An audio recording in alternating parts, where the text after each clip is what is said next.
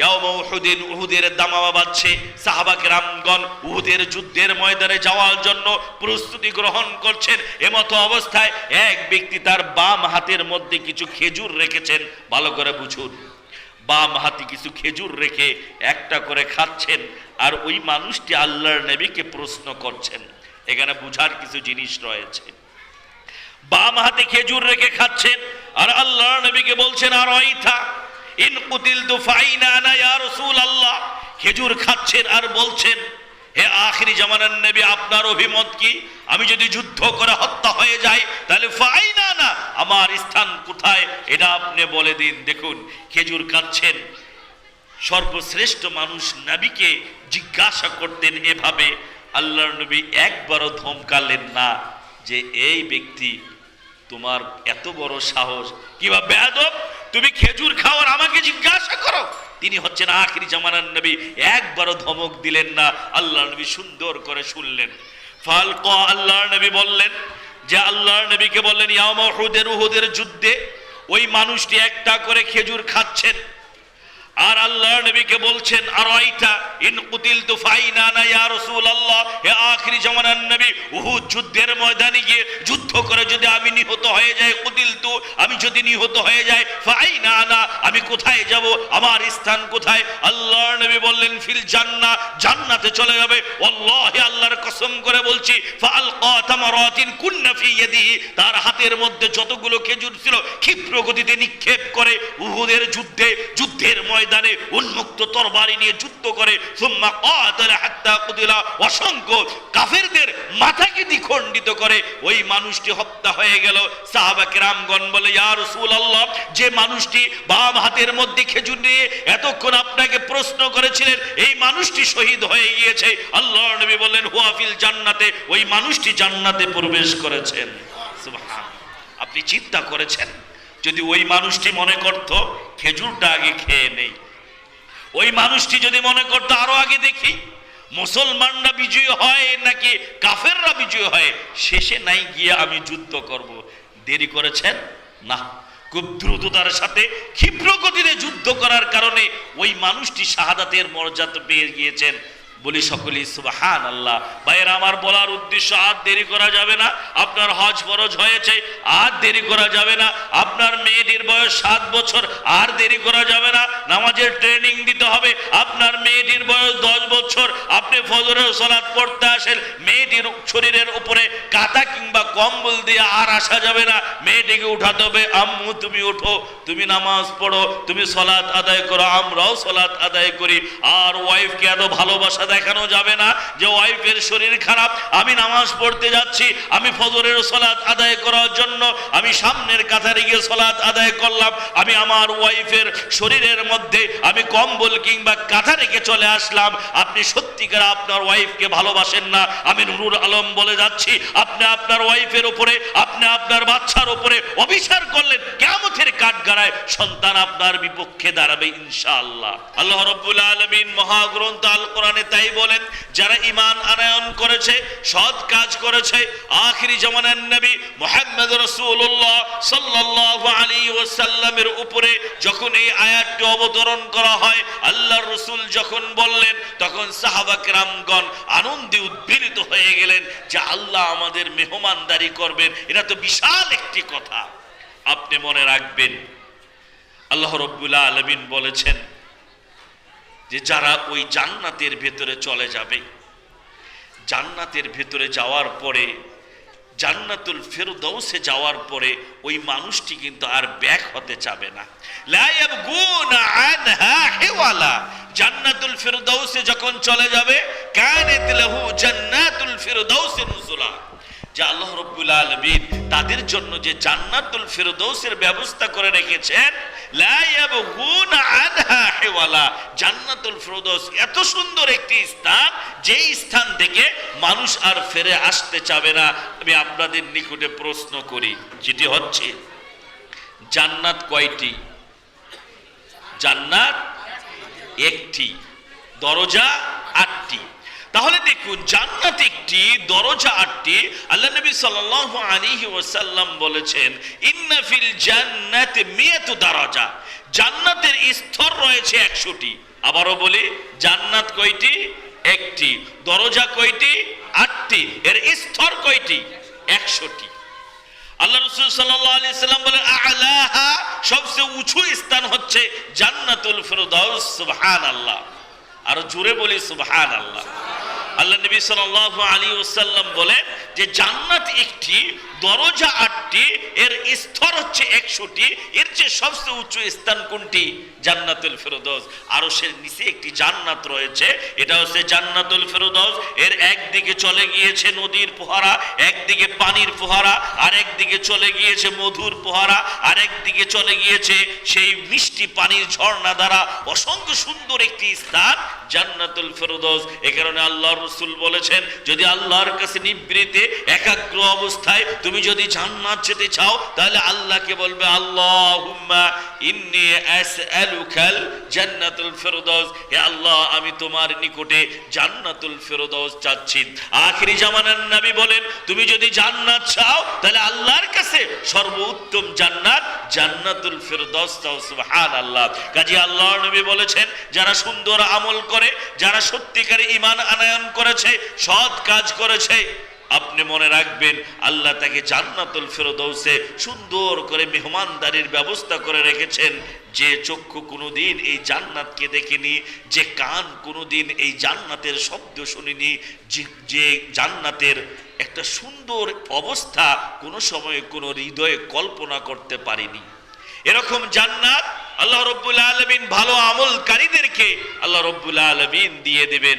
আপনি রাস্তা দিয়ে চলে যাচ্ছেন, রাস্তা দিয়ে যেতে যেতে দেখছেন যে কোথাও কোনো মানুষ নেই, পাশে একটা বাড়ি রয়েছে, বাড়ির পাশে সুন্দর একটি লেবু গাছ রয়েছে কিংবা একটি পেঁপে গাছ রয়েছে। এই গাছের মধ্যে দেখা যাচ্ছে সুন্দর একটা পাকা পেঁপে ধরে গিয়েছে। আপনি মনে করলেন, সুন্দর এই পেঁপেটাকে যদি আমি পেরে নিয়ে যাই তাহলে কেউ দেখবে না, কারণ বাড়িওয়ালারা ঘুমিয়ে গিয়েছে। ডান দিকে তাকালাম, কোনো মানুষ নেই। বাম দিকে তাকালাম, কোনো মানুষ নেই। পিছনের দিকে তাকিয়ে দেখলাম কোনো মানুষ নেই। আমি আস্তে করে সেই পাকা পেঁপেটাকে হাত দিয়ে টান দিয়ে নিয়ে ব্যাগের ভিতরে ঢুকিয়ে আমি বাড়িতে নিয়ে আমি আমার ওয়াইফকে বললাম, সুন্দর একটি পেঁপে নিয়ে এসেছি, সুন্দর করে আমি খেলাম, আমার ওয়াইফ খেলো, আমার বাচ্চারা খেয়ে আমি তৃপ্তি অর্জন করলাম। মাঝখানে যে জিনিসটি হয়ে গেল সেটি হচ্ছে, আপনি যে মানুষকে না বলে, তার মালিককে না বলে পাকা পেঁপেটাকে পেরে নিয়েছেন, এই কাজটি করলেন কে? আপনি। দেখলেন কে? আল্লাহ। লেখলেন কে? ফেরেশতা। তাহলে দেখুন, আপনি যেই খারাপ কাজটি করলেন আপনি, দেখলেন আল্লাহ, লেখলেন ফেরেশতা। নেকি লিখেছেন নাকি গুনাহ লিখেছেন? গুনাহ। আপনি যদি রাত্রের অন্ধকারে একটি খারাপ কাজও করেন, তাহলে দেখবেন আল্লাহ, লিখবেন ফেরেশতা। এর প্রতিদান কিয়ামতের কঠিন দিনে আল্লাহ আপনাকে দিবেন। রাত্রের অন্ধকারে আপনি ঘুমিয়ে গিয়েছেন, হঠাৎ করে মনে পড়েছে রাত 2টা বেজে গিয়েছে। আপনি ঘুম থেকে জাগ্রত হয়ে, আপনার পাশে স্ত্রী রয়েছে, আস্তে করে ঘুম থেকে জাগ্রত হয়ে আপনি উজুখানা গিয়ে সুন্দর করে উজু করে 2 রাকাত 4 রাকাত 6 কিংবা 8 সাধ্যমতো সলাতুত তাহাজ্জুদ আদায় করলেন। আপনার স্ত্রীও জানে না আমার স্বামী উঠিয়ে সলাতুত তাহাজ্জুদ আদায় করেছে।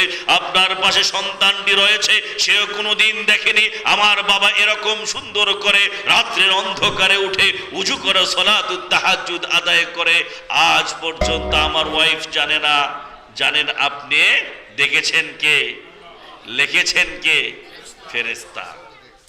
এই যে সুন্দর একটি আপনি আমল করলেন, এর প্রতিদান কিয়ামতের কঠিন দিনে আল্লাহ রাব্বুল আলামিন দেবেন। ভাই, সময়ে দেরি করা যাবে না, কাল ক্ষেপণ করা যাবে না। যখন আপনার সামনে সুযোগ এসে যাবে ভালো কাজ করার, আর দেরি করার দরকার নেই। আপনি সুন্দর করে ভালো কাজটি সম্পাদন করবেন, কারণ আখিরি জামানার নবী মুহাম্মদ রাসূলুল্লাহ সাল্লাল্লাহু আলাইহি ওয়াসাল্লাম বলেছেন, বুখারীর হাদিস, আবারও বলছি, মনোযোগী হয়ে ভালো করে বিষয়টা শ্রবণ করি, তাহলে আমার জীবনে হয়তোবা পরিবর্তন আসতে পারে ইনশাআল্লাহ।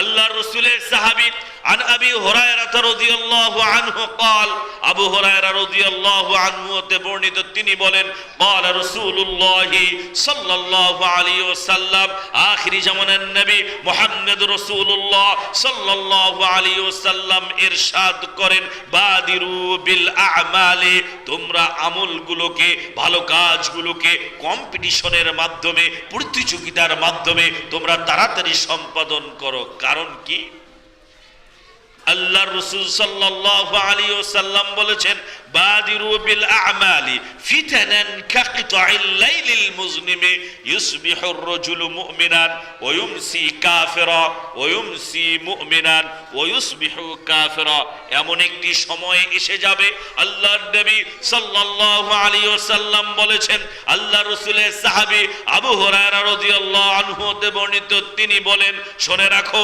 ভালো কাজগুলো কম্পিটিশনের মাধ্যমে করো তোমার সুযোগ এসে গিয়েছে তুমি দেরি করবে না আরেকজন যেন নিয়ে না নেয় এই কারণে তুমি তাড়াতাড়ি ভালো কাজ সম্পাদন করবে কারণ এমন ভাবে ফিতনা আমাদের মাঝে চলে আসছে যেমন দিন চলে যায় রাত চলে আসে সে সময়ে দেখবে ইউসবিহুর রাজুলু মুমিনান ওয়া ইউমসি কাফিরা সকালে দেখবে মানুষগুলোকে মুমিন রাতে দেখবে সন্ধ্যার সময়ে দেখবে এই মানুষের আচরণ দেখে তুমি বুঝতে পারবে এই মানুষ আর মুমিন নয় কাফের হয়ে গিয়েছে সকালে যে মানুষগুলোর আচরণ তুমি দেখবে এমন একটা সময় হচ্ছে এমন একটা সময় এসে গিয়েছে ফিতনার জামানা এসে গিয়েছে তুমি দেখবে যে মানুষটির সকালে আচরণ দেখে তুমি বুঝতে পেরেছো এই মানুষটি মুমিন সন্ধ্যা হয়ে গিয়েছে তার আচরণ দেখে বুঝতে পারবে এই মানুষটি কাফের হয়ে গিয়েছে মাঝে মাঝে প্রশ্ন করে অনেক মহিলারা জিজ্ঞাসা করেন হুজুর আপনার কাছে একটা প্রশ্ন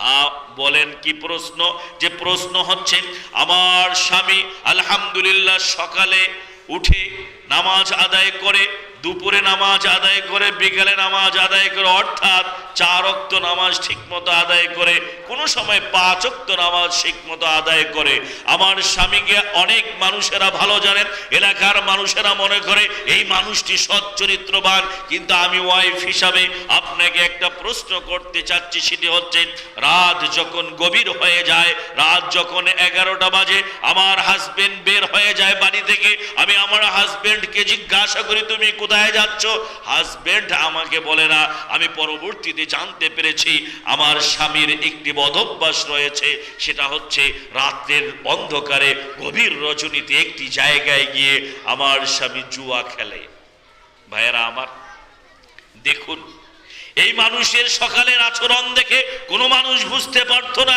এই মানুষ অবৈধ কাজ গর্হিত কাজ সমাজে বিশৃঙ্খলা সৃষ্টি করার একটি কাজের মধ্যে লিপ্ত থাকে যে কথাটি হারাম কোরআনে এসেছে এই কাজটি এই মানুষটি করে আল্লাহর নবী বলেছেন এমন একটি জামানা আসবে ইউসবিহুর রাজুলু মুমিনান ওয়া ইউমসি কাফিরা ওয়া ইউমসি মুমিনান ওয়া ইউসবিহু কাফিরা সকালে দেখবে এই মানুষের আচরণ দেখে মনে করবে এই মানুষটি মুমিন সন্ধ্যার সময় আচরণ দেখে মনে করবে এই মানুষটি কাফের সন্ধ্যার সময় এই মানুষের ব্যবহার দেখে বুঝতে পারবে এই মানুষটি কাফের আবার সকালে আচরণ দেখে বুঝতে পারবে এই মানুষটি মুমিন তাহলে বোঝা গেল এই হাদিসটির মাধ্যমে আল্লাহর নবী বলেছেন ইয়াবিউদিনাহু বিআরাদিন মিনাদ দুনিয়া এমন একটি সময় আসবে মানুষেরা ধর্মকে বিক্রি করে দুনিয়াকে ক্রয় করবে দুনিয়াকে পাওয়ার জন্য ধর্মের দিকে মানুষেরা একটু তাকাবে না ধর্মকে বিক্রি করে দেবে ভাইয়েরা আমার এরকম পরিস্থিতিতে আমরা অবস্থান করছি আপনাদের নিরিখে আকুল আবেদন আমি সহ আপনাদেরকে আবারও আহ্বান জানাচ্ছি যখনই ভালো কাজ আসবে দেরি করা যাবে না ভালো কাজ যখনই সুযোগ আসবে দেরি করা যাবে না সুন্দর একটি মসজিদের ভেতরে ইবাদত করছি আলোচনা করছি আল্লাহর নবী বলেছেন মান বানা লিল্লাহি মসজিদান ইয়াবতাগি বিহি ওয়াজহাল্লাহ যদি তোমাদের মাঝে কোনো ব্যক্তির অর্থ থাকে আর যদি মসজিদে দানের জন্য বলে আল্লাহর নবী বলেছেন তোমার এরকম আগ্রহ রয়েছে তোমার সুযোগ রয়েছে রাসূল বলেছেন যদি কেউ মসজিদের নির্মাণ কাজের জন্য সহযোগিতা করে আর যদি উদ্দেশ্য থাকে আল্লাহকে সন্তুষ্ট করার বেশি দান করলাম মানুষ আমাকে দানবীর বলবে না আপনার আমল এখানেই শেষ হয়ে গেল আমি দান করেছি, আল্লাহ দেখেছেন, নেকি দেবেন আল্লাহ। কিয়ামতের কঠিন দিনে আল্লাহর নবী বলেছেন, তুমি যদি আল্লাহকে সন্তুষ্ট করার নিমিত্তে মসজিদে দান করো, তোমার সুযোগ রয়েছে, আল্লাহ তোমাকে অর্থ দিয়েছেন, এই অবস্থায় তুমি দান করতে পারো। যদি তুমি কৃপণতা দেখাও, তোমার অর্থ রয়েছে, তাহলে বুঝে নিতে হবে মৃত্যুবরণ করার পরে হয়তোবা সন্তানেরা তোমার অর্থ মসজিদে নাও দান করতে পারে। এ কারণে ভাইয়েরা আমার, আপনারা যারা এখানে এসেছেন, যখন দানের কথা বলা হবে তখন সুযোগ মতো, সুবিধা মতো আপনার দান আপনাকে করতে হবে। ডান দিকে চিন্তা করা যাবে না, বাম দিকে চিন্তা করা যাবে না। আপনার অঢেল সম্পত্তি রয়েছে, আপনি 20 টাকার মালিক, যদি আপনি 5 লক্ষ টাকা এই মসজিদে দিয়ে দেন, আপনার সব শেষ হবে না। কারণ অর্থ দিয়েছেন আল্লাহ, যে কোনো কারণে নিয়ে নিতে পারেন আল্লাহ। ভাইয়েরা আমার, এই কারণে আল্লাহর নবী বলেছেন, যদি কেউ আল্লাহকে সন্তুষ্ট করার নিমিত্তে মসজিদ নির্মাণ করার জন্য দান করে, বানাল্লাহু লাহু বাইতান ফিল জান্নাহ, জান্নাতে সুন্দর একটি ঘর আল্লাহ রাব্বুল আলামিন তার জন্য নির্মাণ করবেন, বলি সুবহানাল্লাহ। সম্মানিত ভাইয়েরা, পর্দার অন্তরালে মা ও বোনেরা, আমি যে বিষয়টা আলোকপাত করতেছিলাম সেটি হচ্ছে ভালো কাজ করা। সুযোগ যখনই এসে যাবে, ভালো কাজ করতে দেরি করা যাবে না। আমি হয়তোবা হজ করা আমার ফরজ হয়ে গিয়েছে, আমি চিন্তা করলাম এত তাড়াতাড়ি হজে যাব, এখন তো আমি সেরকম ভালো কাজ করি না। এরকম চিন্তা করতে করতে মালাকুল মাউত এসে গিয়েছে, আপনি মরে গিয়েছেন। ফরজটাকে তরক করার কারণে আল্লাহ, আল্লাহর কসম করে বলছি, আল্লাহর কাঠ করায় দ্বারস্থ হয়ে এর হিসাব কিন্তু আপনাকে দিতে হবে। ভাইয়েরা আমার, দেখুন আল্লাহর নবী সাল্লাল্লাহু আলাইহি ওয়াসাল্লামের একটি হাদিস, হাদিসটি মুসলিমে রয়েছে। আল্লাহ নবী সাল্লাল্লাহু আলাইহি ওয়াসাল্লামের সাহাবী আনসার ওয়াতা উকবা বিন আমির রাদিয়াল্লাহু আনহু قال, উকবা বিন আমির রাদিয়াল্লাহু তাআলা আনহু তে বর্ণিত, তিনি বলেন, সাল্লাইতু ওয়ারা আন-নবী সাল্লাল্লাহু আলাইহি ওয়াসাল্লাম বিল মদিনাতিল আসরা। উকবা বিন আমির রাদিয়াল্লাহু তাআলা আনহু বলেন, আমি একদিন আল্লাহর নবী সাল্লাল্লাহু আলাইহি ওয়াসাল্লামের পিছনে মদিনার মসজিদে, যারা হজ্জে গিয়েছিলেন তারা জানেন, মদিনার মসজিদে আল্লাহর নবী সাল্লাল্লাহু আলাইহি ওয়াসাল্লামের কবর এবং মিম্বার পাশাপাশি আল্লাহর নবী সাল্লাল্লাহু আলাইহি ওয়াসাল্লামের পিছনে সালাত আদায় করার জন্য অনেক দূর থেকে, ইয়ামান থেকে অসংখ্য মানুষেরা আসতো, মিশর থেকে অসংখ্য মানুষেরা আসতো, পার্শ্ববর্তী দেশগুলো থেকে অনেক দূরে সফর করে মানুষেরা নদীপথে আসতেন। তখন বাহন কিন্তু এরকম প্লেন ছিল না, উটের মধ্যে সওয়ার করে তারা অনেক কষ্ট করে আল্লাহ রসুলের পিছনে সালাত আদায় করার জন্য চলে আসতেন। কারণ রসুলের পিছনে সালাত আদায় করা এটা কিন্তু ছোট ব্যাপার নয়। আল্লাহ নবী সাল্লাল্লাহু আলাইহি ওয়াসাল্লাম বলেছেন, সাল্লাইতু ওয়ারা আন-নবী সাল্লাল্লাহু আলাইহি ওয়াসাল্লাম বিল মদিনাতিল আসরা, আমি আখিরি জামানার নবী মুহাম্মদ রাসূলুল্লাহ সাল্লাল্লাহু আলাইহি ওয়াসাল্লামের পিছনে আসরের সালাত মদিনার মসজিদে আমি আদায় করলাম। আল্লাহ রাসূলের স্বভাব ছিলেন, কেউ রাগ করবেন না, আল্লাহ নবী সাল্লাল্লাহু আলাইহি ওয়াসাল্লামের স্বভাব এটাই ছিলেন, আল্লাহ নবী যখন সালাম ফিরাতেন সাহাবা কিরামগণ বলতেন ফাকবালা আলাইনা, আল্লাহর নবী আমাদের দিকে মুখ করতেন। এখন কিন্তু অনেক মসজিদে, ভাইয়েরা রাগ করার কিছু নেই, অনেক মসজিদের ইমাম সাহেবরা আসসালামু আলাইকুম ওয়া রাহমাতুল্লাহ, আসসালামু আলাইকুম ওয়া রাহমাতুল্লাহ, সালাত যখন শেষ হয়ে যায় সালাম ফিরার পরে মুক্তাদির দিকে ইমাম সাহেব না ফিরে হাত উত্তোলন করে দোয়া করে দাঁড়িয়ে যায়। আমি আজ পর্যন্ত বুঝতে পারছি না, আমার বোধোদয় হয় না, আমার হৃদয়টা সব সময় এই প্রশ্নের ভেতরে চলে, আমি সব সময় এই প্রশ্নের মধ্যে থাকি। আপনাকে আল্লাহ ইমাম নিযুক্ত করেছেন, আপনি একজন আলেম, আপনার পিছনে অসংখ্য আলেমহীন ব্যক্তিরা সালাত আদায় করে, আপনার যদি সালাত রসুলের সালাত না হয় আপনারও সালাত শেষ। পিছনে যারা রয়েছে তারা না জানার কারণে আল্লাহ হয়তো বা কবুল করবেন, কিন্তু আপনার মাধ্যমে সরল মনা মানুষেরা যে সঠিক পথ থেকে বিচ্যুত পথের প্রতীক হচ্ছেন, আল্লাহর কাঠগড়ায় দ্বারস্থ হয়ে আপনাকে এই জবাব দিতে হবে, ইমাম সাহেব আপনি সালাম ফিরার পরে কেন মুক্তাদির দিকে ফিরেননি? আল্লাহর নবী সাহাবারা বলেন, আল্লাহ রসুল যখন সালাম ফিরাতেন ফাকবালা আলাইনা, আমাদের দিকে ব্যাক করে পিছু হয়ে মুখটা আমাদের দিকে করতেন, বিভিন্ন বিষয়ে তিনি আলোচনা করতেন। উকবা বিন আমির বলেন, সেদিন ব্যতিক্রম একটা জিনিস আমি দেখলাম। সেদিন একটা ব্যতিক্রম ঘটনা ঘটে গেল। কি রকম ঘটনা? তিনি বলেন, আমি আল্লাহ রসুলের পিছনে মদিনায় মসজিদের নববীতে আসরের সালাত আদায় করলাম। ফাসাল্লামা, আল্লাহ রসুল সালাম ফিরালেন। ফাকামা মুসরিআ, সালাম ফিরিয়ে খুব দ্রুত গতিতে দাঁড়িয়ে গেলেন। ফাফাজিআন নাসু আন সুরআতিহি, লোকের আশ্চর্য হয়ে গেল আল্লাহ রসুলের দ্রুততার কারণে, যে আল্লাহর নবী সালাম ফিরার পরে আমাদের দিকে হতেন, আজকে কেন তিনি দাঁড়িয়ে গেলেন? ওহির যুগ, সাহাবা কিরামরা এই কারণে ভয় পেলেন, জানি না হয়তোবা কোন আল্লাহ রাব্বুল আলামিনের ফরমান হয়তোবা এসে গিয়েছে। সাহাবা কিরামগণ দেখা মাত্রই ফাখাত্তা রিকাবান নাসি বিবাউযি হুজার মিন নিসাইহি, আল্লাহর নবী মানুষদেরকে ডিঙ্গিয়ে ডিঙ্গিয়ে তিনি তার কোনো একটা স্ত্রীর ঘরে প্রবেশ করলেন। সাহাবারা ভয়ভীত হলেন। আল্লাহর নবী সালাম ফেরানোর পরে আমাদের দিকে মুখ করে বসতেন, তাসবিহ তাহলিল বলতেন, বিভিন্ন বিষয়ে আলোচনা ছড়াতেন। আজকে কি হয়ে গেল? কেন আল্লাহর রাসূল দাঁড়িয়ে গেলেন, খুব দ্রুত গতিতে তার স্ত্রীদের ঘরের ভিতরে গেলেন? কি ফরমান জারি হয়ে গেল? একটু করে পরে ফাখরাজা আলাইহিম, আল্লাহর নবী আবার লোকদের কাছে ফিরে আসলেন। ফারাআ আন্নাহুম ক্বাদ ফাযিউ আন সুরআতিহি, আল্লাহ রাসূল এভাবে সাহাবা কিরামদেরকে দিকে দেখে বললেন, বুঝতে পারলেন সাহাবা কিরামরা আল্লাহ রাসূলের দ্রুততার কারণে অনেক তারা ভীত হয়ে গিয়েছেন। জানি না আজকে জানি কি রকম ফরমান নাজিল হয়। অনেক সাহাবারা ভীত অবস্থায়, কম্পিত অবস্থায় ছিলেন। জানি না হয়তোবা আমার সালাত হয়নি, এটা হয়তোবা আল্লাহ রাসূলকে আল্লাহ জানিয়ে দিচ্ছেন। বিভিন্ন জন বিভিন্ন মন্তব্য করা শুরু করে দিলেন। আল্লাহ রাসূল তার জায়গাতে এসে একটা বক্তব্য দিলেন। সেটা হচ্ছে যে, ও সাহাবারা শুনে রাখো, আমি বুঝতে পেরেছি তোমাদের অবস্থা। ও আমার সাহাবীরা তোমরা শুনে রাখো, আমি বুঝতে পেরেছি তোমাদের অবস্থা। আমি সালাত আদায় করতেছিলাম, হঠাৎ করে ফাযাকারতু শাইআম মিন তিবরিন ইনদিনা, এক ব্যক্তি আমাকে কিছু স্বর্ণ কিংবা রূপ্য দিয়েছিল। ভাই এগুলো কিন্তু কোরআন হাদিসের আলোচনা বুঝতে হবে, নতুবা আনাফের জানা কুছ ফায়দা নেই হোগা, আসা যাওয়াই হবে, কোনো উপকার সাধন হবে না। এই যে আসছেন বিভিন্ন বক্তাদের, সেই মানহাজের উলামা কিরামগণ, তারা কিন্তু কোরআন হাদিসের গল্প বলে, অন্য কোনো কিস্সা কাহিনী বলে না। কাজী আপনি প্রত্যেক বক্তার যদি বক্তব্য ভালো করে শুনে বুঝতে পারেন, তাহলে আপনার জীবনের পরিবর্তন হবে ইনশাআল্লাহ। আল্লাহ আমাদেরকে সুন্দরভাবে শুনে বুঝে আমল করার তৌফিক দান করি বলে আমিন।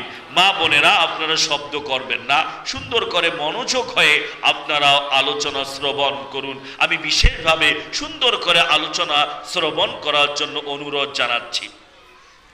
আল্লাহ নবী সাল্লাল্লাহু আলাইহি ওয়াসাল্লাম বলেন, শুনে রাখো, এক ব্যক্তি ফাযাকারতু শাইআম মিন তিবরিন ইনদানা, এক ব্যক্তি আমাকে একটু স্বর্ণ কিংবা রূপের একটা অংশ দিয়েছিল এবং আমাকে বলেছিল ওই মানুষটি যে, ইয়া রাসূলুল্লাহ, আমি আপনাকে আমানত হিসাবে দিলাম, আপনি এটা গরিবদের মাঝে বন্টন করে দিয়েন। কিন্তু আমি রাসূল ভুলে গিয়েছি, ফানাসিতু। রাসূল বলেন কি না, আল্লাহ রসুল যদি ভুলতে পারেন, তাহলে পীর সাহেবরা যদি বলে যে আমরা তো কোনো কিছু বলি না, তাহলে এটা রাইট না রং? রং। পীর সাহেব মিথ্যুক, আল্লাহর নবী মিথ্যুক নন। আল্লাহর নবী বলেন, আমি ভুলে গিয়েছি, হঠাৎ করে নামাজে স্মরণ হয়েছে, আমি সালাম ফিরে দৌড় দিয়ে গিয়ে আমি গিয়ে আমার ওয়াইফদেরকে বললাম, ফাআমারতু বিকিসমাতিহি, আমি গিয়ে নির্দেশ দিলাম এটাকে বন্টন করে দাও। আমি ইচ্ছা করে পরেও যেতে পারতাম, জানি না যদি এই সময়ের মধ্যে আমার মৃত্যু হয়ে যায়, আর যদি ওই আমানতটা সঠিকভাবে বন্টন করতে আমি ব্যর্থ হয়ে যায়, কিয়ামতের কাঠ করে আল্লাহ যদি আমাকে জিজ্ঞাসা করবেন, আমি আখিরি জামানার নবী মুহাম্মদ রাসূলুল্লাহ সঠিকভাবে উত্তর দিতে আমি ব্যর্থ হয়ে যাব। আল্লাহু আকবার। এই যদি আল্লাহর নবীর অবস্থা হয়, তাহলে আপনার আমার অবস্থা কি হবে? রসুল পরে দিতে পারতেন, কিন্তু রসুল বললেন, জানি না যদি এর মধ্যে আমার মৃত্যু হয়ে যায়, তাহলে তো আমি আল্লাহর কাঠগড়ায় দ্বারস্থ হব। এই কারণে দ্রুততার সাথে তিনি বাড়িতে গিয়ে এটা বন্টন করার নির্দেশ দিচ্ছেন। আর আপনি এখনো চিন্তা করেন, এখনো তো খারাপ কাজ ছাড়তে পারিনি, আরো কয়েক বছর যাক, তারপরে নিয়ত করব হজ করতে। আরো মসজিদ দেখি কত বড় হয়, এরপরে নাই একদিন না একটু দিয়ে দিলাম, কিংবা একটু বড় অঙ্কে দিলাম। আপনি কি বুঝতে পেরেছেন এই পর্যন্ত আল্লাহ আপনার হায়াত রেখেছেন? এটা কি আপনি জানতে পেরেছেন? না, আপনি জানতে পারেননি। বলার উদ্দেশ্য কালকে ফোন করা যাবে না, দ্রুততার সাথে তাড়াতাড়ি ভালো কাজগুলো সম্পাদন করতে হবে। বাড়িতে আপনার বুড়ো মা রয়েছে, বাড়িতে আপনার বুড়ো বাবা রয়েছে। এখনকার ছেলেরা, ম্যাক্সিমাম ছেলেদেরকে দেখা যায় বাবা মায়ের অবাধ্য সন্তান অসংখ্য ঘরে রয়েছে। ভাইয়েরা আমার, মনে রাখতে হবে, আপনি যে বাড়িতে আপনার হজের একটা আল্লাহ রাব্বুল আলামিন ব্যবস্থা করে রেখেছেন, বাড়িতে আপনার উমরার ব্যবস্থা করে রেখেছেন, বাড়িতে বাবা মা রয়েছে, আপনার সুন্দর একটি মুজাহিদ হওয়ার তৌফিক আল্লাহ রাব্বুল আলামিন দিয়ে রেখেছেন। সব সময় বাবা মার একটু কথা শুনুন, বাড়িতে আপনি হজ করার নেকি পাবেন। আপনি বাবা মাকে একটু তাদেরকে রেসপেক্ট করুন, আপনি উমরা করার নেকি পাবেন। বাবা মাকে একটু সম্মান করুন, আপনি মুজাহিদের নেকি পাবেন। আর আনাস ইবনে মালিক রাদিয়াল্লাহু আনহু, আল্লাহ রাসূলের প্রখ্যাত সাহাবী, ভালো কাজ ছেড়ে দিতে নেই। আমার বুড়ো মা রয়েছে, যদি তাকে সুন্দর করে একটু সেবা করি, আমার বুড়ো বাবা রয়েছে, যদি সুন্দর করে একটু কথা বলতে পারি, আমার বাবা আমাকে ডাক দিয়েছে, আমি যদি আসতে গিয়ে বাবা বলো, কি বলবে যে বাবা তুমি এই কাজটি করো, ঠিক আছে বাবা, আলহামদুলিল্লাহ আপনি সুন্দর একটি কাজ করলেন। কিরকম কাজ করলেন জানেন? নাসাইর হাদিস, আর আনাস ইবনে মালিক, সহিহ হাদিস, মুসলিমেও হাদিসটি রয়েছে। আর আনাস ইবনে মালিক রাদিয়াল্লাহু আনহু, আনাস ইবনে মালিক রাদিয়াল্লাহু আনহু হতে বর্ণিত, তিনি বলেন, আতা রাজুলুন লিন-নবী সাল্লাল্লাহু আলাইহি সাল্লাম। ভাই বোঝা যাচ্ছে, এক ব্যক্তি আল্লাহর রাসূলের নিকটে আসলেন। আল্লাহ রাসূল বসেছিলেন, অসংখ্য মানুষেরা এসে প্রশ্ন জিজ্ঞাসা করতেন। এই প্রশ্ন জিজ্ঞাসা করা এটা কিন্তু ভালো একটা গুণ, যেটা আপনি পারবেন না। আল্লাহ বলেন, ফাসআলু আহলা যিকরি ইন কুনতুম লা তা'লামুন, জাননে वालों को तुम पूछो जिसके बारे में तुम्हारा इल्म नहीं। যে ব্যাপারে তোমাদের জ্ঞান নাই, এই ব্যাপারে যারা জানে তাদেরকে জিজ্ঞাসা করো। দেখুন, আনাস ইবনে মালিক রাদিয়াল্লাহু আনহু হতে বর্ণিত, তিনি বলেন, আতা রাজুলুন লিন-নবী সাল্লাল্লাহু আলাইহি সাল্লাম, এক ব্যক্তি আল্লাহর রাসূলের নিকটে আসলেন, এসে বললেন, ইয়া রাসূলুল্লাহ, হে আল্লাহর রাসূল, ইন্নী আশতাহিল জিহাদা, হে আখিরি জামানার নবী, আমার তামান্না, এ মেরা তামান্না হয়, আমার আকাঙ্ক্ষা, আমি যুদ্ধের ময়দানে গিয়ে যুদ্ধ করে কাফেরদেরকে শেষ করে দেব। হে আখিরি জামানার নবী, এ মেরা তামান্না হয়, এটা আমার আকাঙ্ক্ষা, আমার মন চায়, আমি যুদ্ধের ময়দানে গিয়ে উন্মুক্ত তরবারি দিয়ে কাফেরদেরকে খতম করে দেই। হে আখিরি জামানার নবী, ইন্নী আশতাহিল জিহাদা, আমি জিহাদ করতে চাই, যুদ্ধের ময়দানে গিয়ে যুদ্ধ করতে চাই, এটা আমার আকাঙ্ক্ষা। হে আখিরি জামানার নবী, তবে ওয়ালা আকদিরু, আমার এরকম সামর্থ্য নেই। আল্লাহ নবী, আমি যুদ্ধে যেতে চাই, যুদ্ধের ময়দানে গিয়ে যুদ্ধ করতে চাই, কিন্তু আমার হাতে এত শক্তি নেই। ইয়া রাসূলুল্লাহ, আমার দেহের মধ্যে এমন শক্তি নেই, আমি একটা তরবারি কিনবো, এটাও শক্তি নেই। হে আল্লাহর নবী, আমাকে এমন একটি কথা বলে দিন যে কাজটি করলে আমি জিহাদের সওয়াব পেতে পারি। আল্লাহর নবী সাল্লাল্লাহু আলাইহি ওয়াসাল্লাম বললেন, ও ব্যক্তি শুনে রাখো, হাল বাকিয়া মিন ওয়ালিদাইকা আহাদুন, তোমার বাড়িতে কি কোনো তোমার বাবা কিংবা মা কিংবা দুজনের একজন বেঁচে আছে? তখন ওই ব্যক্তিটি বললেন, ইন্না উম্মি, হে আখিরি জামানার নবী, আমার বাবা বেঁচে নেই, বাবা মৃত্যুর কোলে ঢলে পড়েছে, তবে আমার মা রয়েছে। ইয়া রাসূলুল্লাহ, আমার বৃদ্ধা মা রয়েছে, এটাই আমি বলতে পাচ্ছি আপনাকে, আমার বাবা নেই, আপনি কি নসিহত করুন বলুন।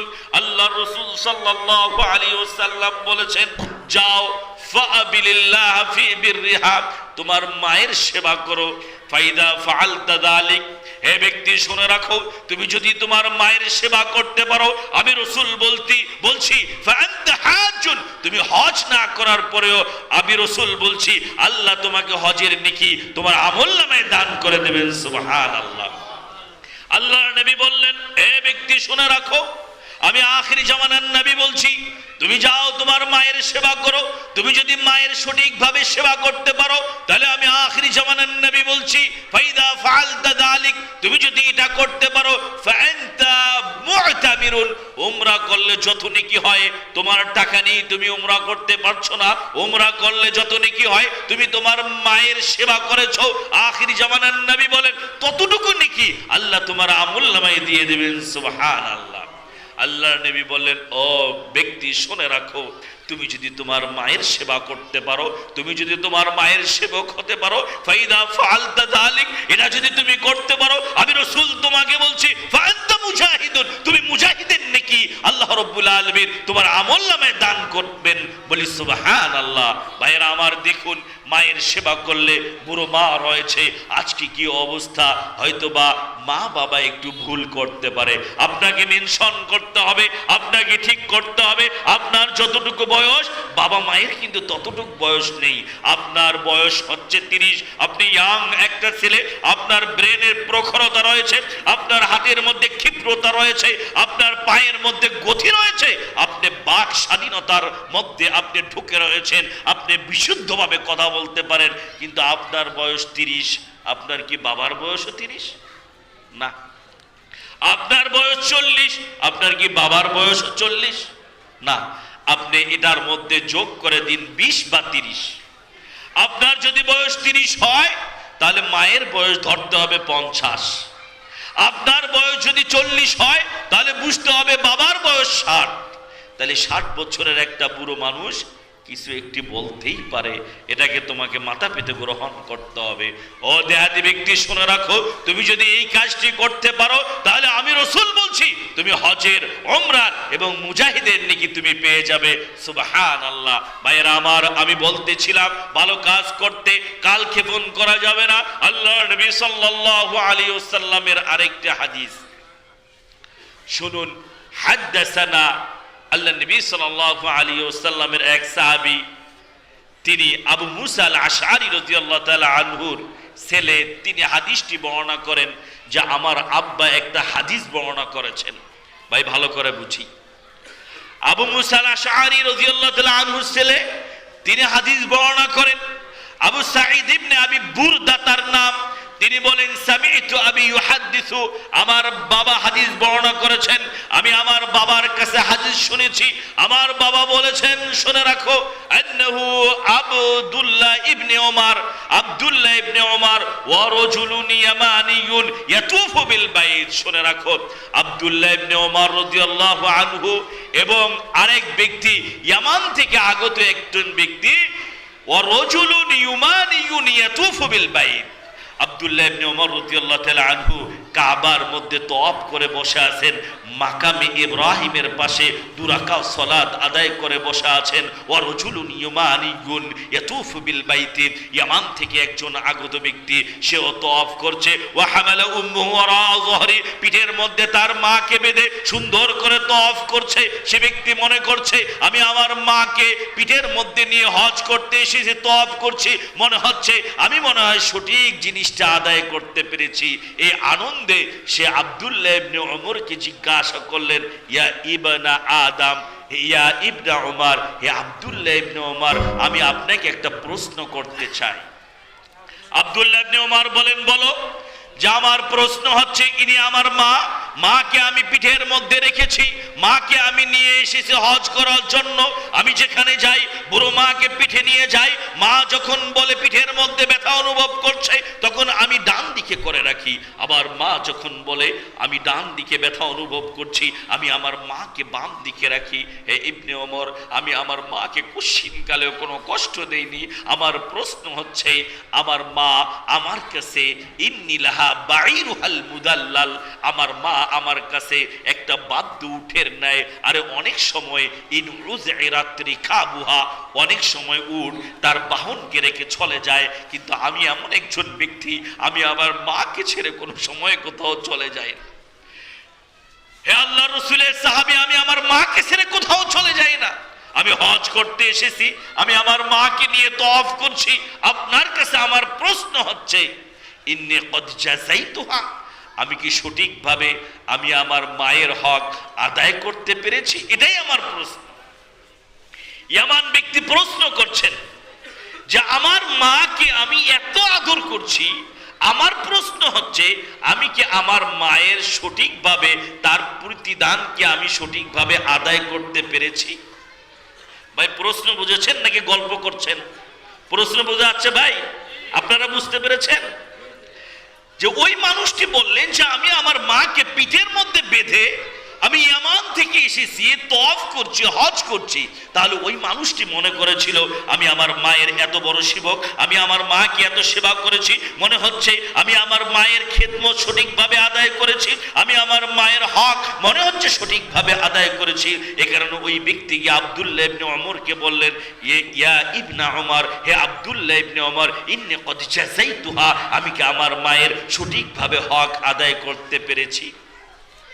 আব্দুল্লাহ ইবনে ওমর রাদিয়াল্লাহু তাআলা আনহু বলেন, এই ইয়ামানি ব্যক্তি, তুমি যে কাজটি করছো কাজটি সুন্দর, তুমি অনেক ভালো কাজ করছো, তবে মনে রাখো ওয়ালা বিজাফরাতিন ওয়াহিদা, তোমার মা যখন তোমাকে ভূমিষ্ঠ করেছে তখন আকাশের দিকে তাকিয়ে লম্বা লম্বা তীব্র বেদনার কারণে শ্বাস নিয়েছে।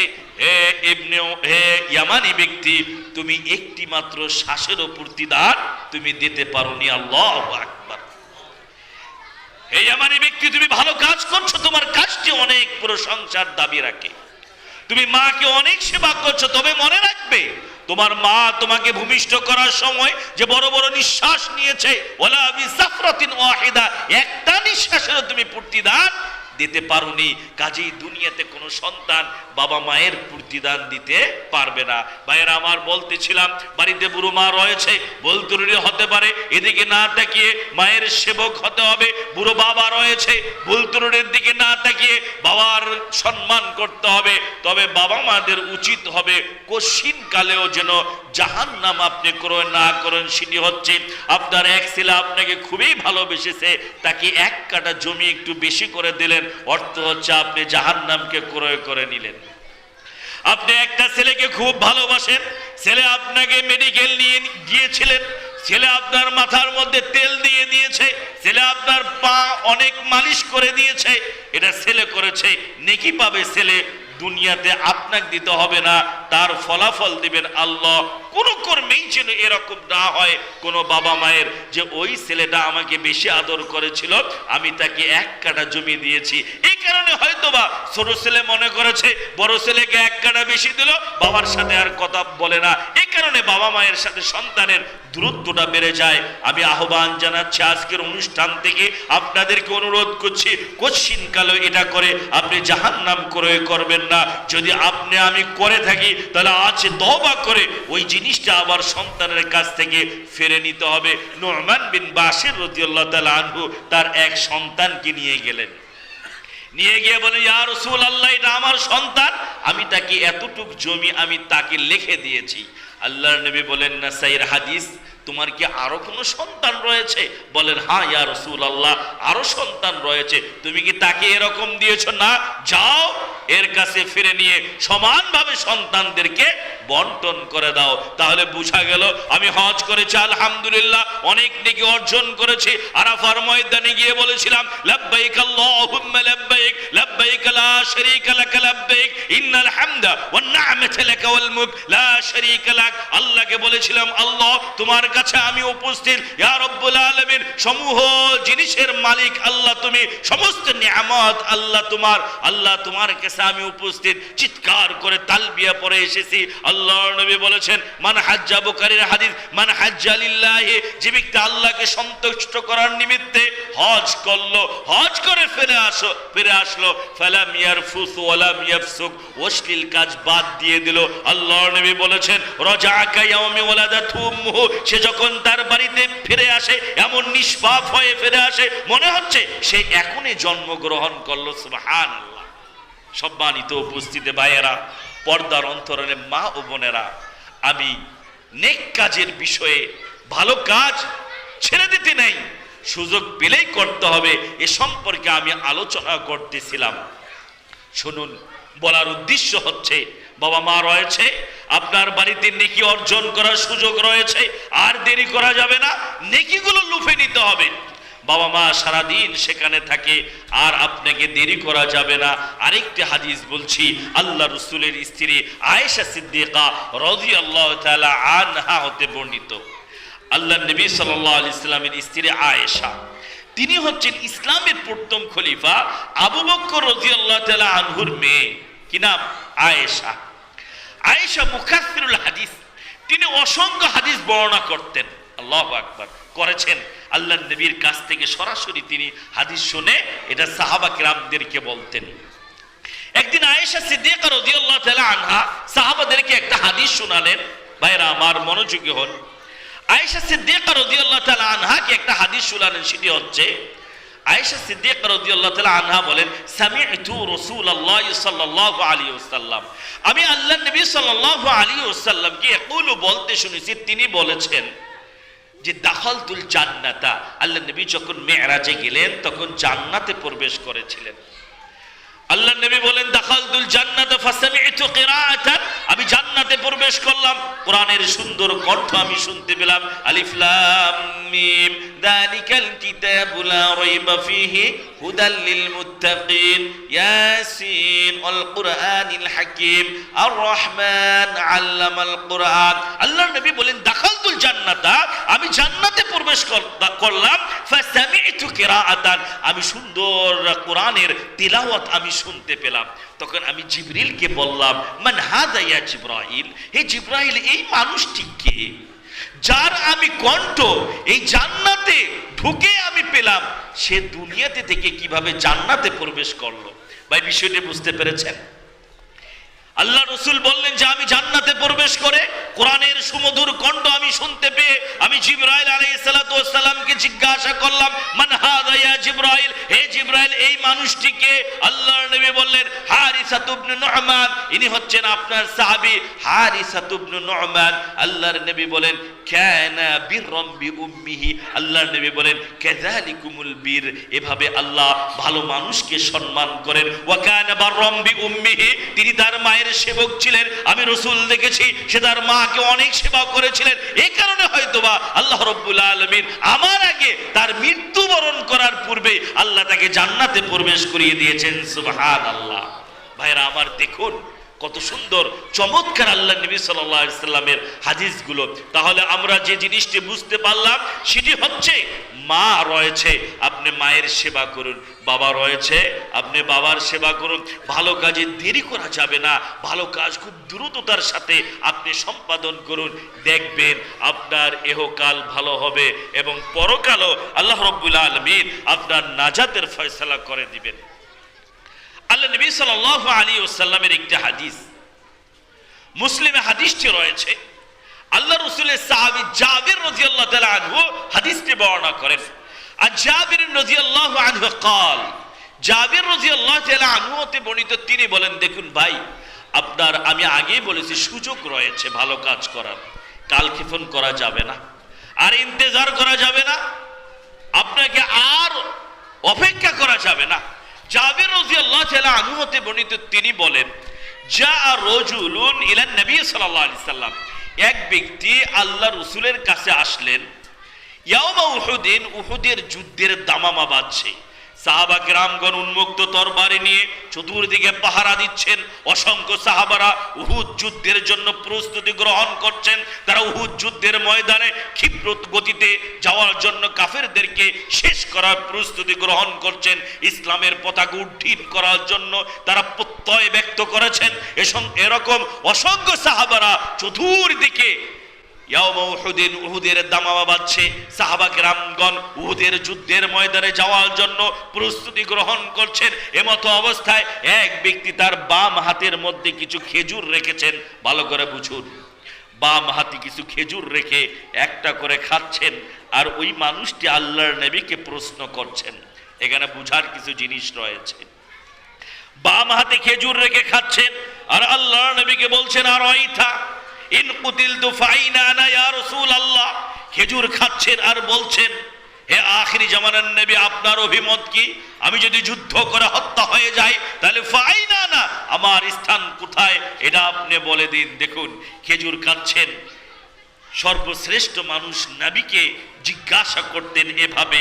আল্লাহর নবী একবারও ধমকালেন না যে এই ব্যক্তি তোমার এত বড় সাহস, কিবা বেয়াদব, তুমি খেজুর খাও আর আমাকে জিজ্ঞাসা করো। তিনি হচ্ছেন আখিরি জামানার নবী, একবারও ধমক দিলেন না। আল্লাহর নবী সুন্দর করে শুনলেন।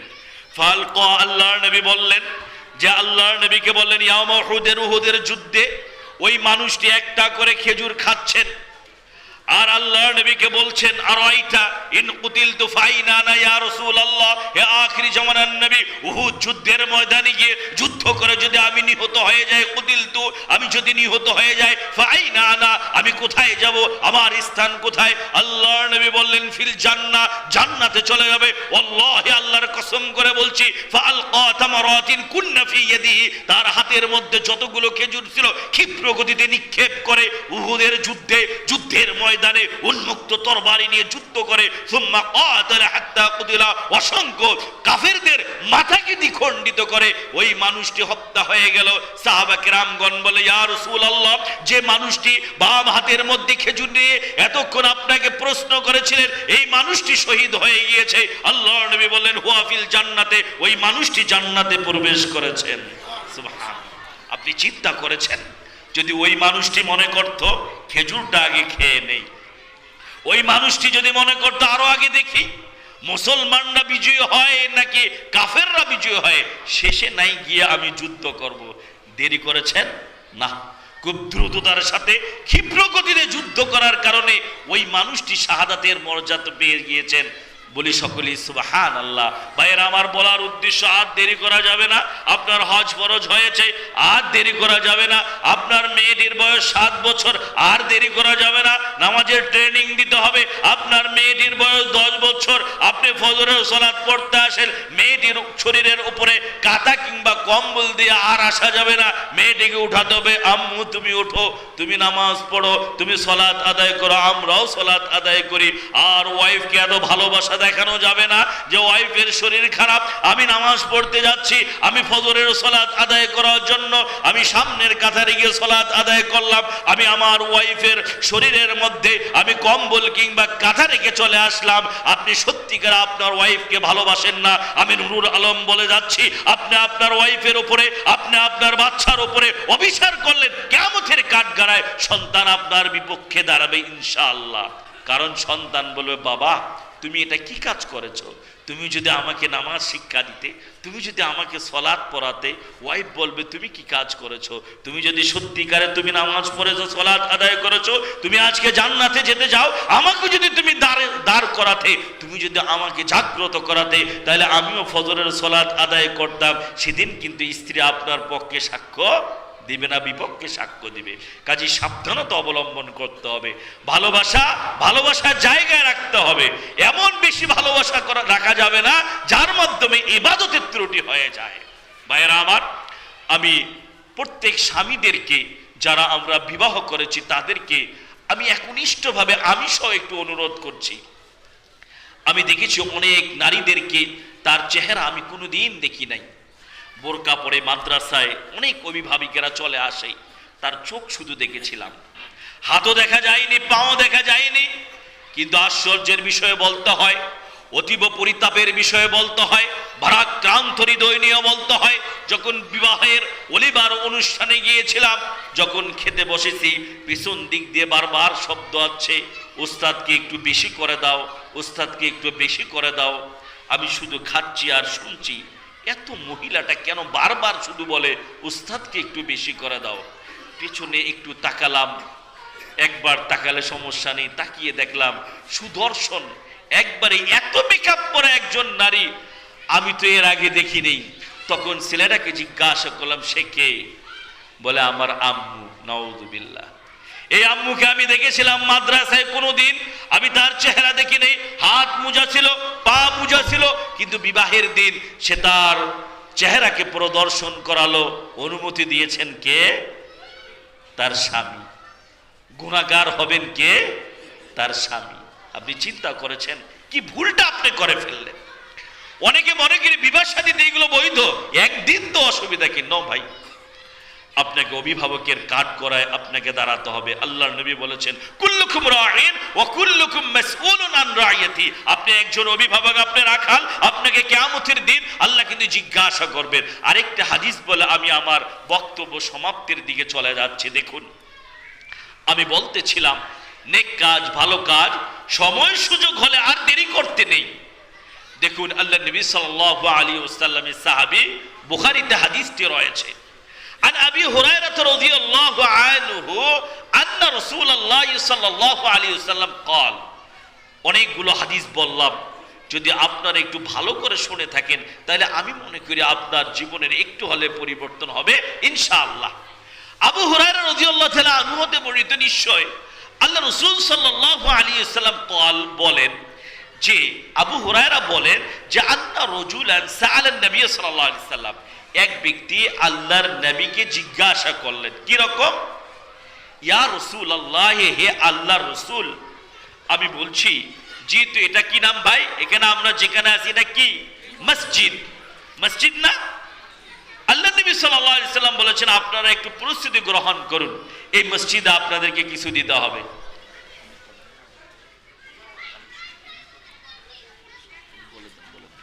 আল্লাহ নবী সাল্লাল্লাহু আলাইহি ওয়াসাল্লামের সাহাবী এই হাদিসটি বলে মুহতারাম এসেছেন, আমি শেষ করে দেব ইনশাআল্লাহ। আবু হুরায়রা রাদিয়াল্লাহু তাআলা আনহু হতে বর্ণিত, তিনি বলেন আন্না রাজুলান সাআলান নবী সাল্লাল্লাহু আলাইহি ওয়াসাল্লাম, ভালো করে বুঝি ভাই, এক ব্যক্তি আল্লাহর রাসূলকে জিজ্ঞাসা করলেন আইয়ু সাদাকাতি আ'যামু আজরা, হে আল্লাহর রাসূল সবচেয়ে উত্তম দান কোনটি? ভাইরা আমার ভালো করে বুঝি, আপনি কিন্তু দান করতে হবে। আজকে যে আসছেন, আপনি কি প্রস্তুতি নিয়ে আসেননি?